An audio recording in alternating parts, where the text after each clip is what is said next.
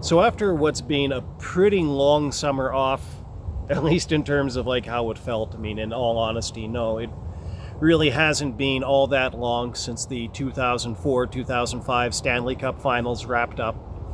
It's felt like a really long off season, hasn't it?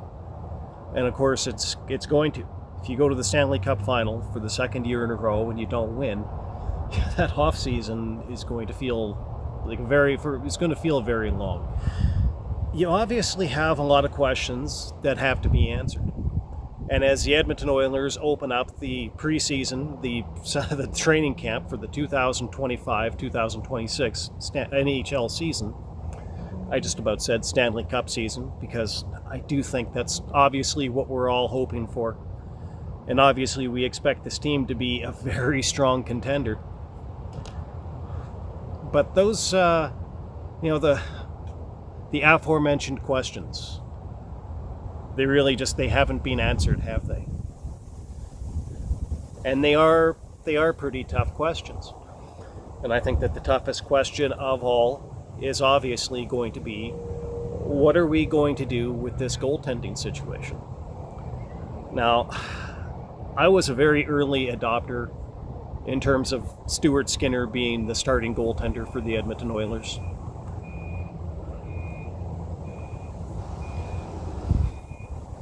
All the way back when the Oilers were still struggling with the Smith and Koskinen combination, I was an early advocate for Stuart Skinner to be the Edmonton Oilers goaltender of the future.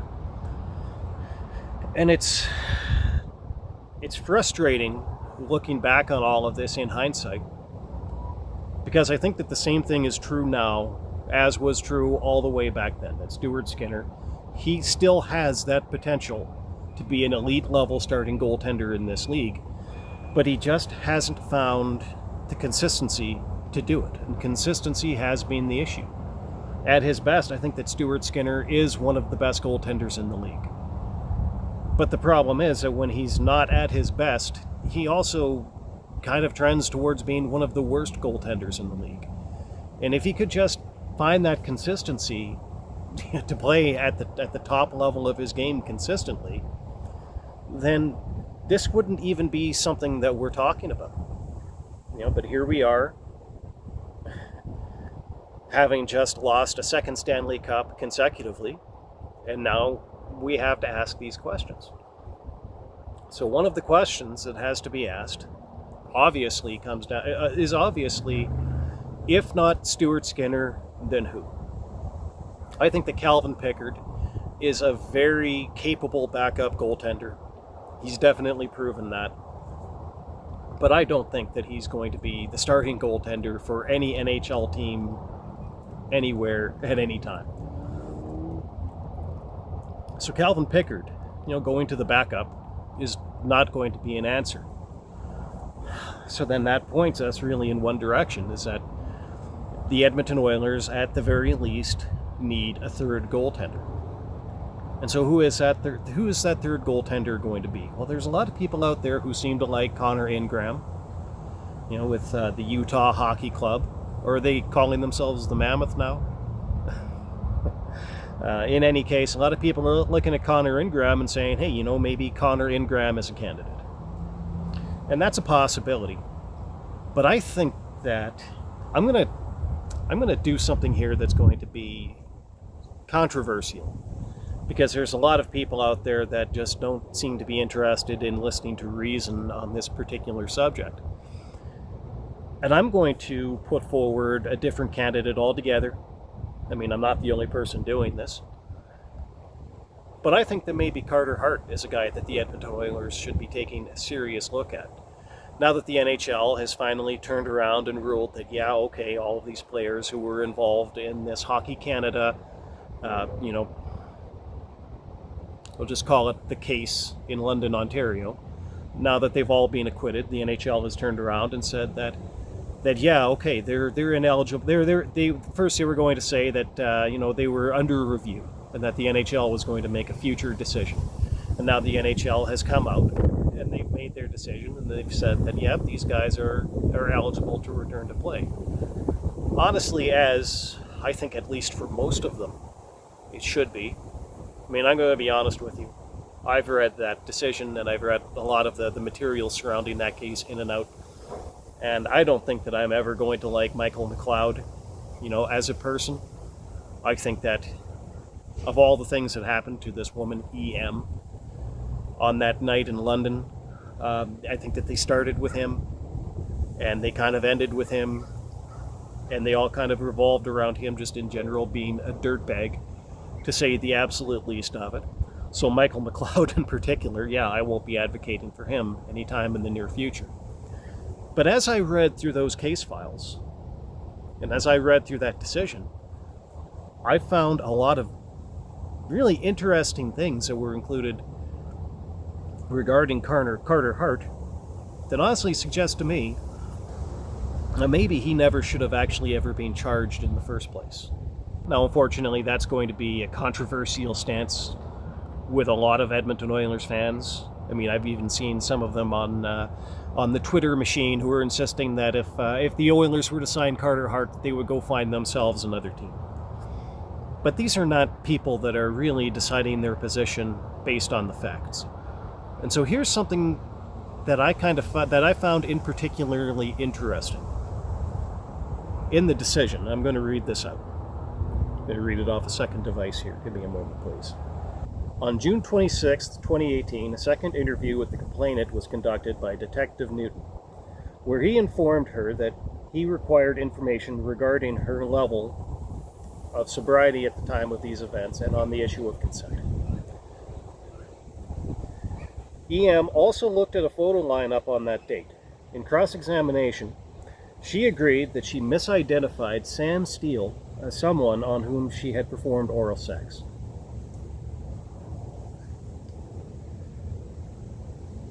Because of his blonde hair, that was her best guess at the time. She did not consider that this was a way of accusing someone. She was just telling the detective who she thought was there. The complainant agreed that when she looked at a photo of Carter Hart during the photo lineup, she told the detective that he was not in the room and that she had no sexual activity with him. She agreed that she had first believed Carter Hart was involved when she learned his name from Detective Newton in February 2019. At the time, At the time, he told her that he was closing the investigation without laying any charges.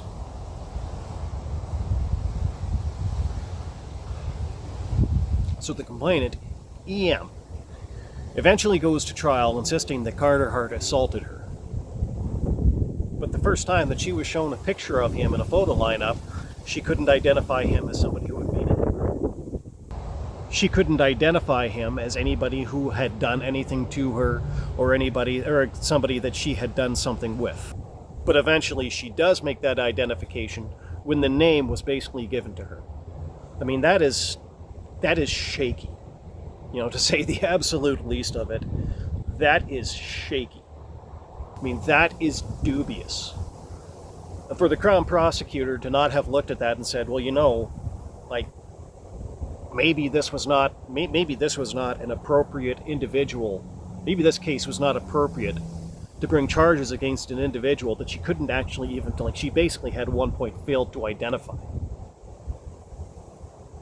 It's pretty clear that those charges probably should not have been brought in that situation.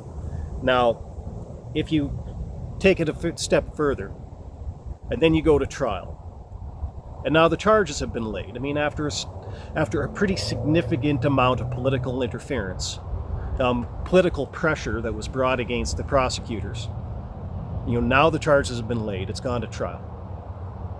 And now we're getting the accused's version of the story. And when Carter Hart's version of the story establishes, yes, that he was in the room, but establishes basically that she had asked for somebody to present themselves so that she could do certain things to him. And that basically that she let him suck his dick.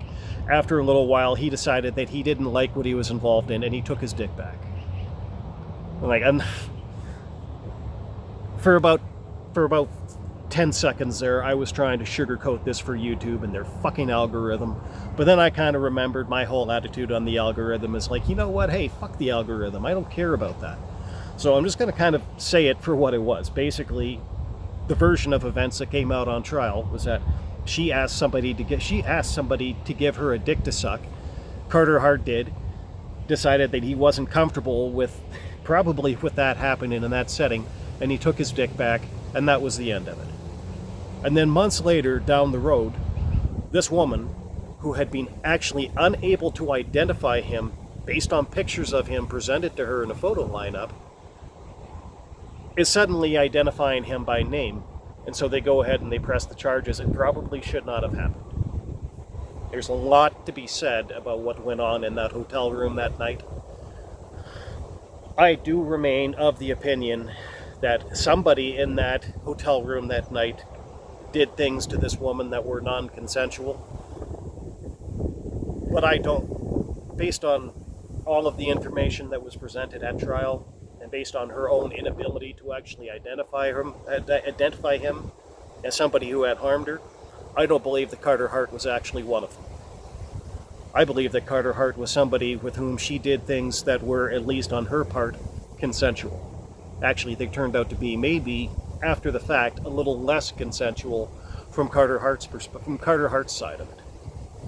So that acquittal that came back in regards to Carter Hart was literally, in our legal system, that is actually the only possible verdict that can come forward in a situation like that.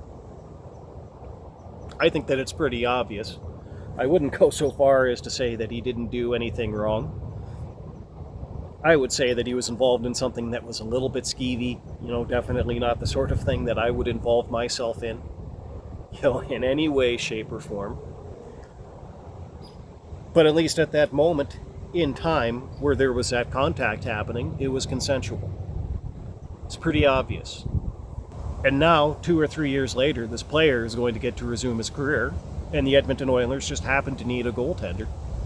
And not only do we arguably need a goaltender, but we arguably need a very good goaltender. Carter Hart could definitely be that guy. I don't see any reason in the world why the people that will not accept the outcome of that trial should be the ones to get to decide whether or not the Edmonton Oilers can go out and sign this goaltender. Doesn't make a lick of sense in the world to me. And just like a lot of these people don't care about the result of the trial, seem to not care about any of the facts that came forward at trial, I think that I don't really care what they think of it. I think a lot of those people are going to try to make an absolute nuisance of themselves should the Edmonton Oilers turn around and do what is actually, this is a pretty reasonable move to make. He's a young goaltender with a lot of potential. He got a bit of a bad deal with these charges being brought forward, given the fact that he obviously didn't do anything, and it's quite obvious when you look at the court records. So I think that Stan Bowman, he should just go ahead and do it. And if there's a vocal minority that doesn't like that he did it, you know what? You don't have to come. You don't have to come to the games. You're not too worried about you watching on TV. Just you go do your thing. And if you show up and you try to make yourself a nuisance at the games, well, then the team can just throw you out. Like, they can do that. But I am, always have been, always will be, a very strong believer and proponent of the notion that in this country, in any free country that is worthy of that word, for as much as some people value it, and some people really don't value that at all, unfortunately. But we don't punish the innocent. And we definitely don't punish the innocent just for the comfort of insufferable people. And so with that in mind, I can't think of any reason in the world why the Edmonton Oilers should deprive themselves of this opportunity to come up with a solution for their goaltending issues. Just for the sake of a bunch of absolutely insufferable people, most of whom don't even care about the facts of the case. There's no reason in the world why they should. They should go ahead and do it. They should let the squealers squeal. They should let anybody who wants to stay home just stay home, and anybody who wants to make a fuss over it, they can boot them from the building. No problem with it.